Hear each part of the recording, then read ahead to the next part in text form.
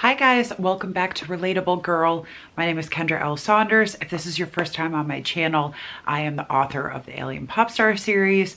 I am the owner of Half Lucid Jewelry, which this is a piece of Half Lucid Jewelry. And I am a YouTuber here talking mostly about life in New York City, living with severe allergies, and some of my favorite things, which are usually sparkly and fun or sci-fi related. So if this is your first time here, I have some playlists with specific things that you might want to check out, including my thoughts on Mr. Robot Season 4, everything in one place about allergies, allergy shots, sinus surgery, and my thoughts on different cosmetics and how they are for people with severe allergies. That being said, today we're going to be talking about something a little different because as you can see, I have the Christmas tree behind me. It is getting to be that time of year, and I have switched things up a little by having the tree behind me.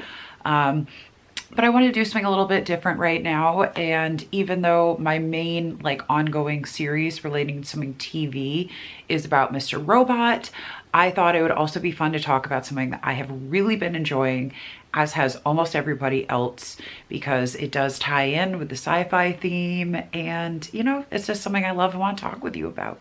So let's talk about the Mandalorian. So I made this little plushie and yeah, I'm pretty proud of how he came out. He's really cute.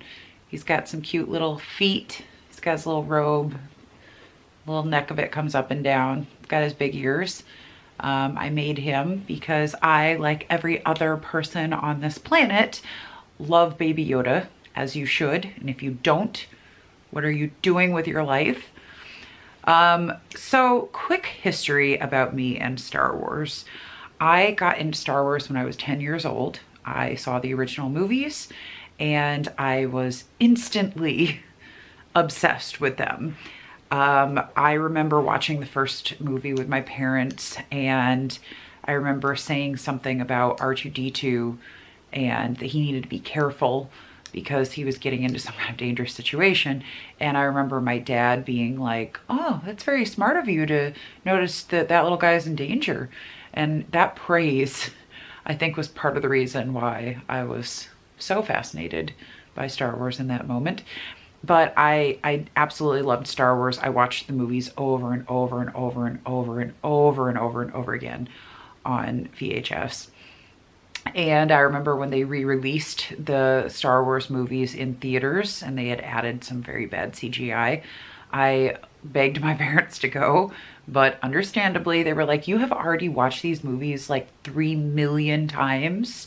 You don't need to see them again on the big screen because that involves paying a lot of money to see something you've already seen 1 million times." So I did not get to go see those in theaters. And then the prequels came out. I think the first one came out right around my 13th birthday. And, you know, I enjoyed them very much at the time. I was the right age to enjoy them. I think by the third one coming out, I had a little bit more idea of the fact that they weren't that great. But, you know, again, I still enjoyed them. And Ewan McGregor was one of my first, real crushes. So I loved me some Obi-Wan. I got my hands on every Star Wars book that I could. I read so many of, the old canon Star Wars stories. One of my favorites was The Courtship of Princess Leia. I absolutely loved, of course, the Timothy Zahn ones like everybody else did. And I really loved the Jedi Academy, which was different from the Jedi Apprentice books that came out later, but I also loved those. There was one that was called, I think, A Crystal Star, I believe. I loved that one. So I was a total nerd and I loved Star Wars. I loved the books. I loved the movies. I had a subscription to the magazine, and you know, I would play Star Wars basically every day at recess. So that's sort of my quick history of Star Wars. More recently though, in my adult life, I kind of fell off the wagon of Star Wars for a while just because I felt like there was a little bit of gatekeeping among the people who had really kept up with everything where I had not.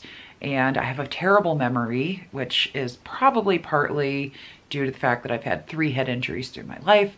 but because of that terrible memory, I wasn't able to like keep track of all of these like tiny details in my mind that I always felt like were so important to the like really intense Star Wars fans. So I kind of moved away from the fandom some. And then when the new movies were announced, I was so excited to, you know, have new Star Wars content in my life. I was a little nervous, but mostly excited. I remember being nervous mostly that they were going to be rewriting the canon of like what came after the Star Wars movies, because George Lucas was always so picky in his books about, and just like in everything that he did, about everything being canon. Everything had to be approved by him. It was all like, you know, on a very set timeline. Like the timeline of those books involved Chewbacca dying at one point, and I remember that being like a huge deal in the Star Wars community. So when they did announce that they were going to be redoing everything, though, I was a little concerned and also a little disappointed, because that meant that everything that I had spent years reading suddenly was not going to be true. And my dreams of Jedi Academy books being turned into movies was not going to come true. You know, everything I knew about Jason and Jaina and Anakin, the three children in the original canon that Leia and Han had, all of that was being changed. So I was excited but nervous. And I enjoyed the first of the new movies quite a lot. I felt the nostalgia. I teared up several times. And, you know, I got into it. I really enjoyed it. And when the second one came out, I was bitterly disappointed. Part of the reason why I haven't talked about this is there is so much discourse among everybody, not just Star Wars fans, just like everybody, about whether or not you're allowed to dislike the new movies, especially the last one. There were so many like loud voices of people that had completely ridiculous and stupid, either sexist or racist reasons for not liking the new movies. Unfortunately, because of those people and their voices being so loud, it was impossible to even start to express that you didn't like the movie without just being lumped in with them, which was understandable because there were some very toxic sort of sides of fandom that were coming out and showing themselves through that time. So like, I understand why it happened the way it did, but it was disappointing because I felt valid reasons for why I didn't like the movie and why I was disappointed as a Star Wars fan. And I was afraid, honestly, to talk about it in public because I didn't want to be lumped in with people who I absolutely didn't agree with at all for their reasons of why they didn't like the movie. And, you know, again, back to the like memory thing, I also have always felt like I don't have a platform to be able to speak about something like that when it's this vast universe that I couldn't possibly remember the names and locations of. So I have felt kind of disenfranchised from the world of Star Wars for a while. That being said, I had enjoyed Rogue One quite a lot. And, you know, I enjoy a lot of the characters in the new series. I think Rey and Finn and Poe are great. When Disney announced The Mandalorian, I honestly didn't pay much attention because I was concerned that this was going to be either a cash grab on Disney's part, or it was going to be another disappointing addition to this new Star Wars canon. And I didn't watch it at first for those reasons. And it wasn't until I heard enough people talking about how it was actually pretty good that I finally decided, okay, maybe I should watch this. And then my brother was so excited about watching it that I was like, all right, I should give this a try. And again, just like every other person on this earth, I fell in love with Baby Yoda. And before anybody corrects me, I know he is neither a baby nor is he Yoda. I know that. This series is taking place after Return of the Jedi. So the real Yoda, who was almost 1,000 years old, is dead. Big spoiler. I know that, but the internet has dubbed him Baby Yoda, and that's a cute name to match the cutest character I can possibly think of, so that will be his name. It's funny, I feel like I kind of have to like explain my Star Wars cred before I'm allowed to talk about this, which is kind of stupid, because whether you like Star Wars or whether you hate Star Wars, if you came into this because Baby Yoda is adorable, I accept you, I see you, I appreciate you, and you're valid. So why do I think The Mandalorian is the best addition to Star Wars canon in forever? Because it has the spirit of the original Star Wars movies. It has a sense of fun. It has a sense of adventure. It has a sense of realness that has been missing in so much of the Star Wars universe in the last 10, 15 years.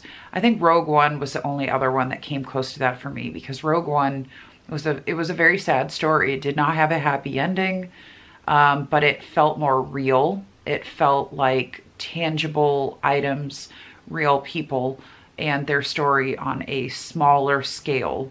You know, it wasn't this grand, just running back and forth across the galaxy kind of thing that the prequels were.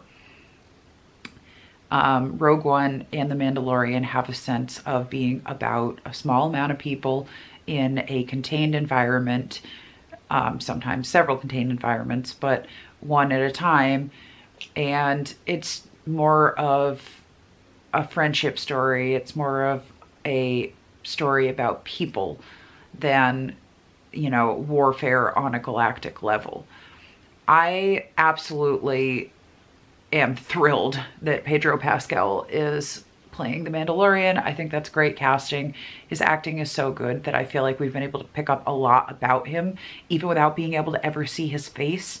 Like, that's some impressive acting. I also do wonder though, Disney, why did you not allow that man to keep his beautiful real accent?